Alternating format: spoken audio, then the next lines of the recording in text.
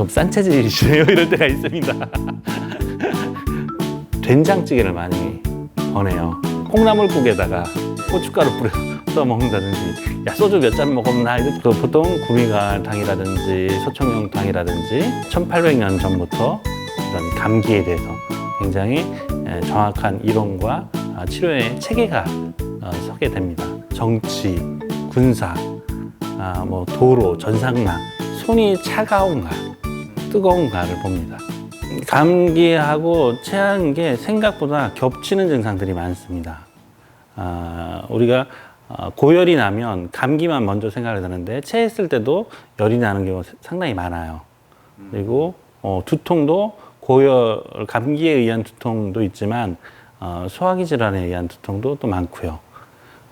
또 우리가 흔히 이제 열이 나게 되면 오한, 추위에 덜덜 떠는 그 오한도 거기서 두 가지 병에 또 동시에 다 나타나게 됩니다. 그래서 이것을 진단을 또 잘못하게 되면, 근데 치료법은 굉장히 상당히 많이 달라요, 그게. 그래서 그거를 좀 몇 가지 포인트를 자세히 알아서 일단 이것이 원인이 무엇인지를 구별하는 게 치료를 방법을 결정하는 데 굉장히 이제 중요하게 됩니다. 같은 증상은 기본적으로 아까 말한 발열, 뭐 두통, 그리고 오한, 이런 것들이 이제 기본적으로 그리고 또 이제 전신 통증을 나타내기도 하고요. 그래서 증상의 강도에 따라 어떤 증상이 나타나고 안 나타나지만 이런 것들을 많이 동반해요. 근데 또 고열일 때도 미식거림이나 이런 속 답답함이 또 겹치기도 합니다. 그래서 한의학에서는 그 219년에 상한론이라고 하는 책이 나와요. 한기에 상했을 때의 이제 문제를 다룬 그런 학문입니다. 그러니까 정말 거의 한 1800년 전부터 이런 감기에 대해서 굉장히 정확한 이론과 치료의 체계가 서게 됩니다. 병이 오게 되는 원인을 크게는 이 내 속에서 생겼느냐 아니면 밖에서 생겼느냐를 먼저 나눕니다.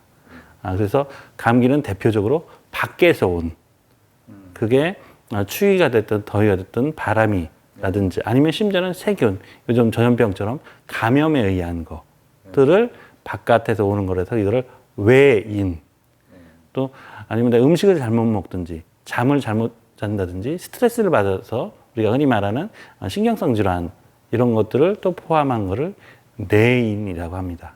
또 이 두 개가 혼합이 돼서 나타나는 경우가 있어요. 그래서 내인, 외인이 또 같이 혼합이 돼 있는 또 이런 것들을 이제 함께 보게 됩니다. 근데 또 처음에 시작은 외인으로 되었지만 시간이 지나면 이거랑 싸우면서 내 면역력이 떨어지게 되면 그것을 같이 이제 또 문제가 생기는 거죠.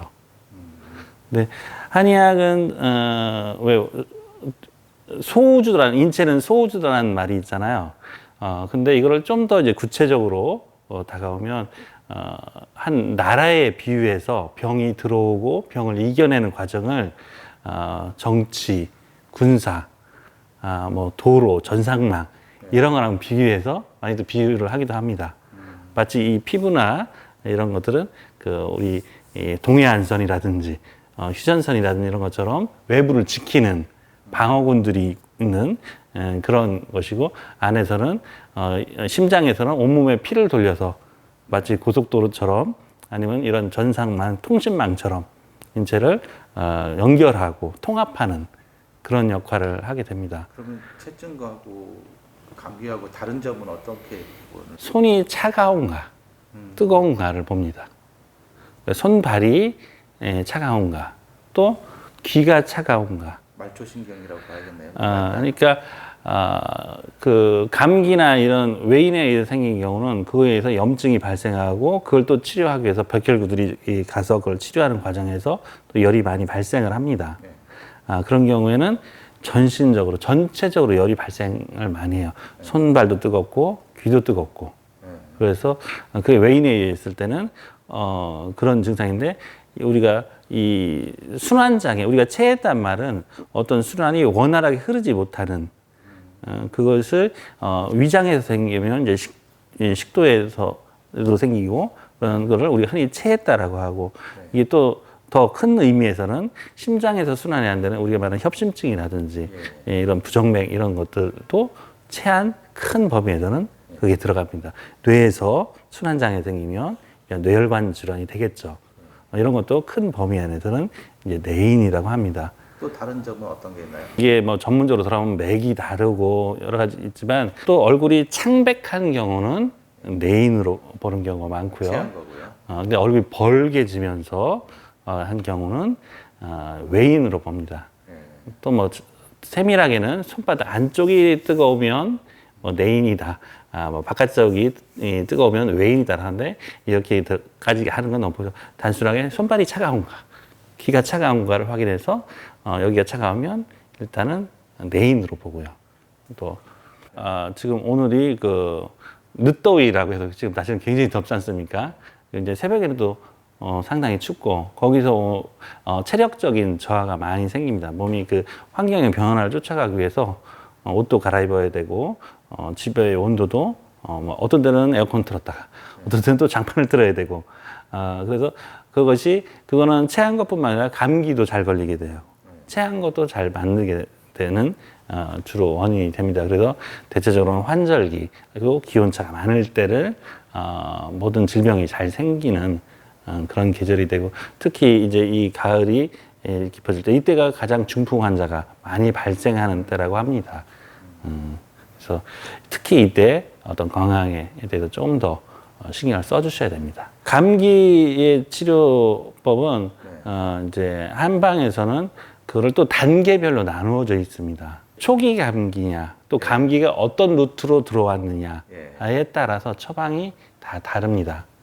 그래서 흔히 그 왜 콩나물국에다가 고춧가루 뿌려서 먹는다든지, 야 소주 몇 잔 먹었나 이렇게 약간 민간요법식으로 돼 있는데 그거는 이제 어떤 부분은 일리가 있고 어떤 부분은 또 안 맞는 상황이 될 수가 있어요.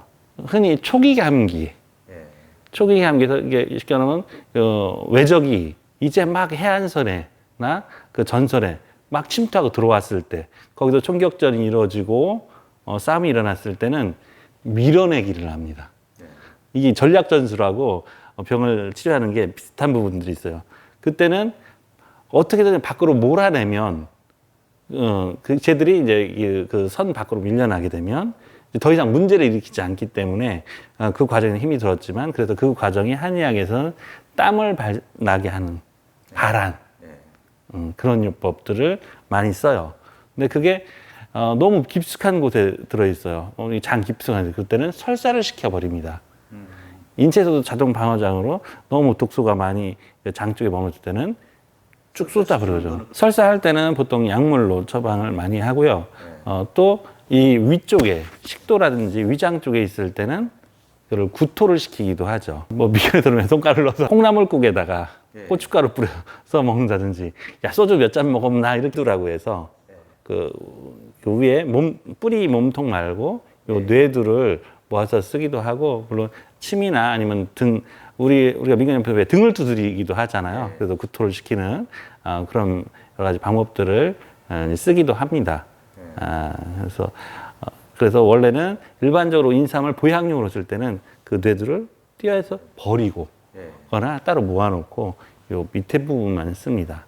인삼이 명약인 이유는 굉장히 열이 많으면서도 무조건 위로만 넘치지 않고 아랫배로 내려가서 아랫배를 따뜻하게 하는 작용을 같이 합니다. 근데 뇌두는 위로 치솟는 작용이 많아요. 그래서 사람은 머리는 시원하고 차가워야 건강하고 배는 따뜻해야 건강합니다.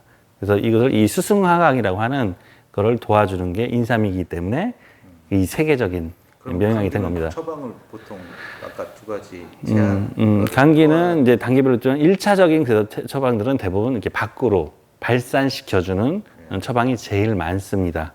그래서 보통 구미갈당이라든지 소청용탕이라든지 이런 것들이 이제 그렇게 발환시켜주는, 거기에는 계지 뭐 이런 성분들이 주로 많이 들어가게 돼요. 근데 열이 오르락내리락 하는 증상들이 있죠. 뭐 갱년기가 아니고 이제 감기에 의해서 오르락내리락 할 때는 한의학에서 그걸 한열 왕래라고 해요. 그거는 바깥과 이 안에 중간에 걸쳐 있을 때라고 합니다. 네. 한의학에서는 그때는 소시오탕이라든지 이렇게 처방들이 분류가 돼 있어요. 그러니까 아까 말씀한 쌍화탕 같은 경우는 이 감기가 외부에서 왔지만 일단 내 체력을 보강하는 것도 중요하다. 그래서 일단은 그 간 기능부터 여러 가지 기능을 보강하는 보약이 쌍화탕이고요. 거기다가 밖으로 발산시켜주고 혈액순환을 도와주는 패독산이라는 처방을 합쳐서 쌍패탕이라는 처방이 나옵니다. 저는 보통 그래도 감기 환자들은 쌍패탕 2, 3인 정도로 보통 처방을 많이 해요. 그래서 쌍패탕은 안을 도와주고 그것을 밖으로 몰아냈을 때 몰아내기만 하면 사람이 너무 지치기 때문에 그걸 또 잡아주는 역할을. 그러니까 대표적으로 쌍화탕에는 뭐 당귀라든지 계피라든지 작약이라든지 그런 특히 피나 간을 보아주는 약이 대표적인. 쌍화라는 말 자체가 가정을 화목하게 하고 이게 그 화목하다는 뜻이 몸이 건강해서 부부 사이가 좋다 이런 뜻입니다.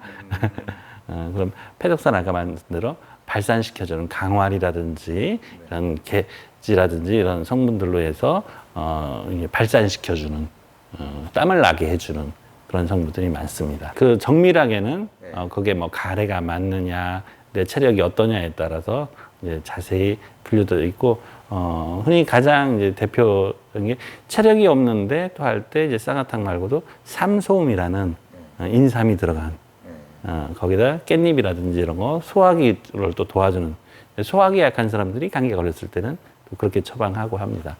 물론 이제 감기약에도 뭐 비용이 들겠지만 감기가 왕성할 특히 초기에는 그런 처방을 잘 안 씁니다. 이 약으로도 충분하기 때문에 근데 그것이 다 지나고 났을 때 나는 예방을 하고 싶다.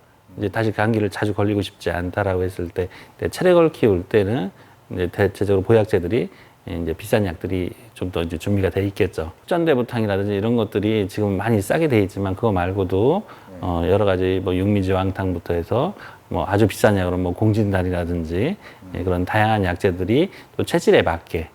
근데 무조건 또 항상 비싼 게 좋은 건 아닙니다. 체질에 따라 굳이 비싼 걸 쓸 필요가 없는 경우가 있어요. 그래서 어떤 경우에는 우스갯소리로 선생님은 좀 싼 체질이시네요. 이럴 때가 있습니다. 공진단은 물론 여러 가지 보약 기능이 많지만 특히 이제 그 사향이나 침향이라는 성분은 굉장히 향이 강합니다. 우리가 청심한 향에서 흔히 맡았던 향이 그 사향이라는 성분은 우리가 한의학에서는 색깔로도 약효를 구별하고 그 자라는 환경을 가지고도 구별하지만 또 이런 향으로도 또 구별을 하는데 특히 향이 강한 건 소화제에도 향이 많이 쓰이고요. 막힌 걸 뚫어져서 순환을 왕성해 주는. 그래서 파스나 이런 것도 붙이면 왜 화한 향이 많잖아요. 그거는 순환을 시켜주는 힘이 굉장히 강합니다. 그래서 코가 막혔을 때도 뚫는 약들에 이 향이 강한 약재들이 많이 있어요. 그래서 뇌혈관과 심혈관에 그 우리가 말하는 혈전이라든지 혈관이 좁아진 곳을 치료해주는 곳으로 그 향이 몸을 좋게 하면서도 뚫는 작용이 강해요. 그래서 보호하는 작용과 그런 독소를 해독해서 순환을 시켜주는 작용을 합쳐졌기 때문에 그것이 특히 뇌 심장과 관련한 증상이 많을 때 특히 더 그쪽을 많이 씁니다. 공진단도 물론 만명통치약은 아닙니다. 손발이 차갑다는 것은 혈액이 여기 특히 흉부나 복부에서 확 수축이 돼서 순환이 안 되고 있기 때문에 혈관이 수축을 합니다. 그러면 손끝 발끝까지 혈액이 충분히 가지를 못합니다. 그래서 손발이 차가운 겁니다. 그래서 그거를 반대로 여기를 자극을 주고 거기에 정체되어 있는 혈액을 따주게 되면 이쪽으로 흐르는 혈액량이 증가를 합니다. 그러면서 여기 오히려 이제 이쪽이 막혔던 그 기혈이 뚫리는 거죠. 한 부위에 병이 생겨도 그 부위만을 보는 게 아니라 인체 전체의 어떤 균형이나 문제점들을 찾아서 마치 시소가 이쪽에 큰 돌이 있어서 이게 내려갔는데 반대쪽에 올라갔다면 이 통증은 이 반대쪽 올라간 쪽에 나타나지만 이 원인을 제거해 주는 원리로 이 돌을 제거해 주면 자연스럽게 얘를 내리지 않아도 자연스럽게 내려오는 그런 균형을 잡아주는 역할. 기본적으로 이제 손발을 따주거나 침으로 팔다리 쪽으로 혈액을 흐르게 하고요. 또 이제 증상이 깊을 때는 흉추나 경주 쪽에 척추를 또 치료해서 순환이 되도록 도와주고 합니다. 체했을 때의 음식을 가장 많이 제가 이제 신경 써서 환자분들한테 설명을 많이 드립니다. 먹어서 좋은 음식과 먹어서는 나쁜 음식을 구별을 잘 알고 있는 게 되게 중요하거든요. 물론 상황에 따라 다를 수 있지만 기본적으로 가장 이제 소화가 안 되는 거는 일단은 차가운 거. 네. 그러니까 과일도 평상시에 아무리 좋은 음식이라도 이럴 때는 피하라고 말씀드리고 물도 차가운 걸 먹지 마라. 그리고 두 번째로는 뻑뻑한 게 안 좋겠죠, 당연히. 네. 그래서 고구마, 밤 이거 뭐 드시고 체해서 오시는 분들 상당히 많아요. 물론 여기는 이제 기름진 음식, 뭐 부침개라든지 피자, 뭐 치킨, 그리고 또 생각보다 우유가 소화가 안 되는 걸 모르시는 분들이 아직도 제법 있어요. 우유가 굉장히 소화가 잘 안 되고 밀가루도 굉장히 고분진하면서 소화가 잘 안 되는 음식입니다. 병원 가도 얼마 걸리고 뭐 안 가도 얼마 그런 말들을 사실 많이 하는데 참 안타까운 일이에요. 근데 모든 병은 조기 진압을 하는 게 우리가 불이 났을 때 어차피 저거 꺼져 하고 기다리다가 만약에 안 꺼지면 어떡할 거예요. 그거는 사실은 위험한 방식이라고 생각합니다. 너무 또 병원을 맹신해서 병원에만 의존하는 것도 문제가 되겠지만 자칫 방심해서 병원을 키우는 건 위험한 방식이라고 봅니다. 그래서 또 체한 거에 좋은 음식은 저는 그 된장찌개를 많이 권해요. 그 된장찌개 그 국물을 많이 떠서 드셔라. 그 체한 데 좋은 건 첫 번째로는 따뜻한 물, 두 번째로는 단맛이 체했을 때는 이 수축돼서 오라진 그거를 부드럽게 이완시켜주는 작용을 단맛이 많이 합니다. 감사합니다. 네, 감사합니다.